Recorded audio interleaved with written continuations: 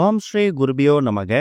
ஓம் ஸ்ரீ மகாபெரியவா சரணம். அக்டோபர் 27ஆம் தேதி இன்றைய தினம் கந்தசஷ்டி விரதம், அது கூடவே சூரசம்ஹாரம். இந்த ஒரு வேர் உங்க கையில இருந்தாலே போதும். இதை கையில வைத்துக்கிட்டு நீங்க என்ன கேட்குறீங்களோ அது தானாக கிடைக்கும். அது என்ன வேர், அதை எப்படி பயன்படுத்தணும்னு பார்க்கறதுக்கு முன்னாடி நம்மளோட வீடியோஸை இப்போதான் நீங்க ஃபர்ஸ்ட் டைம் பார்க்குறீங்கன்னா மறக்காம சப்ஸ்கிரைப் பண்ணிக்கோங்க.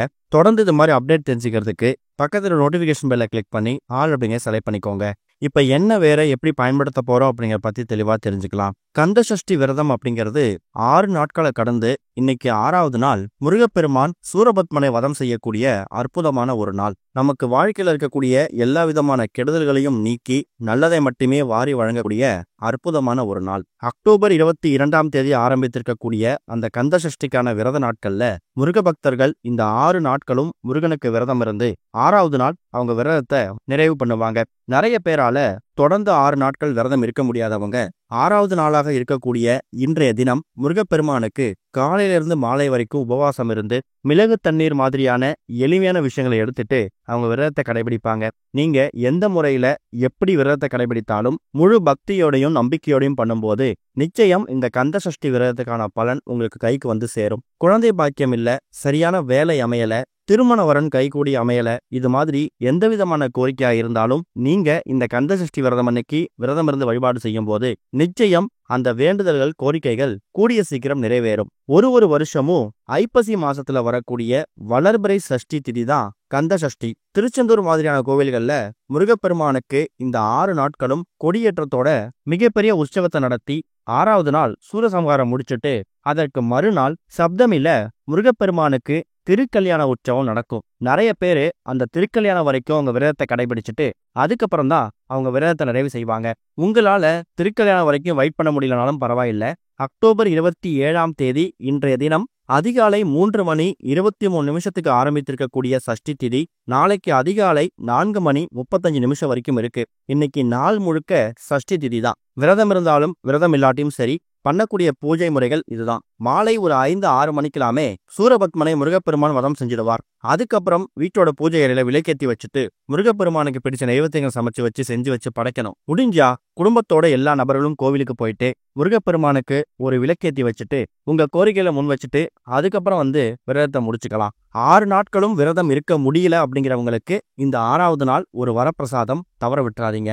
நம்மளோட தனித்தனி கஷ்டங்கள் தீர்வதற்கு தனித்தனி தெய்வங்களை வணங்குறதுக்கு பதிலா ஒட்டுமொத்த கஷ்டங்களும் ஒரேடியாக தீர்வதற்கு கலியுக தெய்வமாக இருக்கக்கூடிய முருகப்பெருமானை வணங்கலாமாம். அப்பேற்பட்ட சக்தி வாய்ந்த இந்த ஒரு கந்தசஷ்டி விரதம் அப்படிங்கிறது கேட்கக்கூடிய எல்லா வரங்களையும் கொடுத்துடுமா. சூரபத்மனை முருகப்பெருமான் வதம் செய்வது போல நமக்கு வாழ்க்கையில் இருக்கக்கூடிய இன்னல்கள், கஷ்டங்கள், துயரங்கள், துன்பங்கள் இது எல்லாமே தவிடுபொடி ஆகிறதுக்கான அற்புதமான விரதம் இந்த ஒரு கந்தசஷ்டி விரதம். இந்த ஒரு கந்தசஷ்டி விரதம் அன்னைக்கு நம்ம பண்ணக்கூடிய வழிபாட்டு முறைகள், பூஜை முறைகள் இது எல்லாமே நமக்கு சிறப்பான பலன்களை கொடுக்கும். அப்படிப்பட்ட ஒரு பரிகாரத்தை தான் கந்தசஷ்டி விரதம் சூரசம்ஹாரம் வந்திருக்கக்கூடிய இன்றைய தினம் இந்த ஒரே ஒரு வேர் வைத்து நீங்க பண்ணக்கூடிய ஒரு வழிபாட்டு முறையா இருக்க போகுது.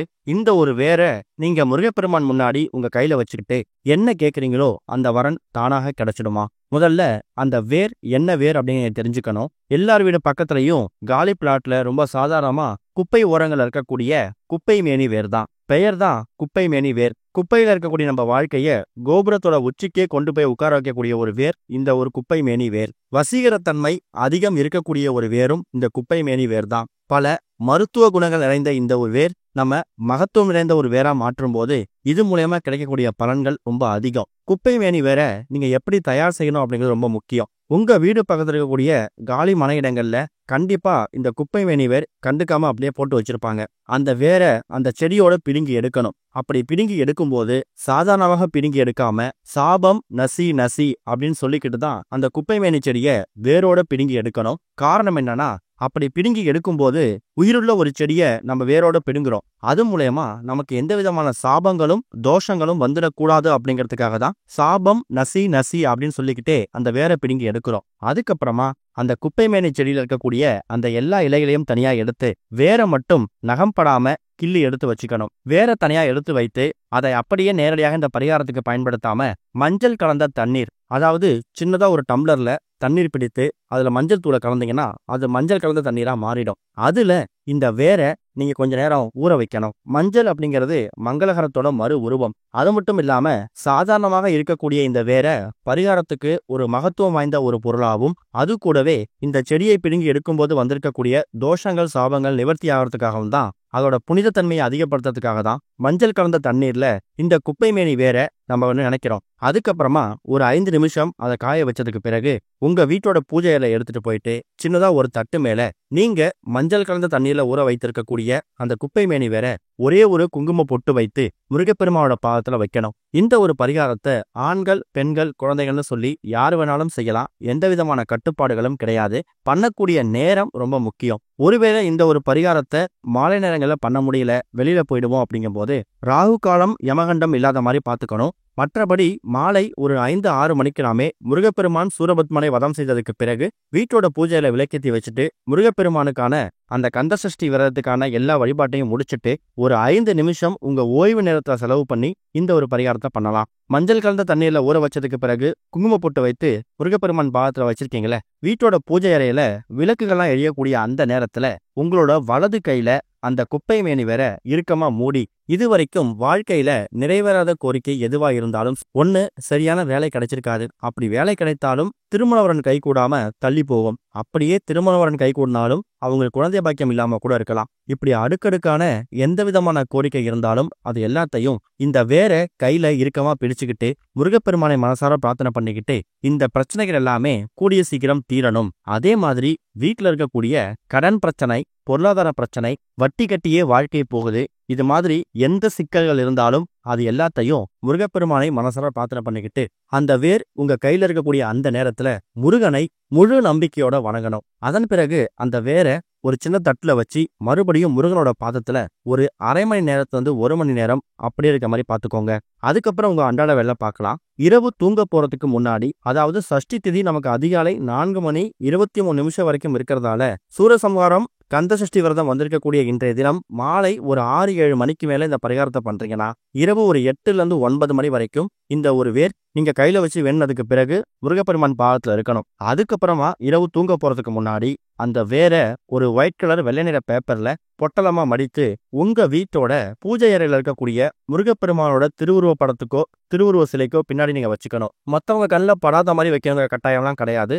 அது ரொம்ப ஓப்பனாவே பூஜையில இருந்தாலும் பிரச்சனை கிடையாது. மற்றவர்கள் பார்த்தாலும் அதோட மகிமையை நீங்க மற்றவர்களுக்கும் சொல்லலாம். இந்த ஒரு குப்பை மேனி வேற இதுமே தயார் செய்து, அதுவும் கந்தசஷ்டி விரதம் சூரசம்ஹாரம் வரக்கூடிய இன்றைய தினம் அதை ஒரு மகிமை வாய்ந்த வேரா மாத்தி கையில வச்சு வேண்டும் போது நடக்காத காரியங்கள் நடக்கும். வேண்டிய விஷயங்கள் கூடிய சீக்கிரம் கை கூடும். இது வசீகரத்தன்மை அதிகம் இருக்கக்கூடிய ஒரு பொருள் அப்படிங்கறதால என்ன விஷயங்கள் வேண்டீங்களோ அதுக்கான பலன், அதுக்கான அடுத்த ஸ்டெப் நீங்க எடுத்து வைக்க முடியும். அதுதான் குப்பை மேனி வேற வைத்து பண்ணக்கூடிய, அதுவும் கந்தசஷ்டி சூரசம்ஹாரம் சேர்ந்து வரக்கூடிய இந்த நாள்ல பண்ணக்கூடிய பரிகாரம். பூஜையில வச்சதுக்கு பிறகு 3 மாதத்துக்கு ஒரு முறை மட்டும் ஏதாவது வளர்பிறை சஷ்டியில அந்த வேற எடுத்து பார்த்து அது காய்ந்து போயிருந்தா மட்டும் தண்ணியில விட்டுட்டு மறுபடியும் இதே மாதிரி தயார் செய்து எடுத்துல வச்சுங்க. நம்பிக்கையோட பண்ணுங்க, நல்லதே நடக்கும். ஓம் ஸ்ரீ குருபியோ நமக. ஓம் ஸ்ரீ மகாபெரியவா சரணம்.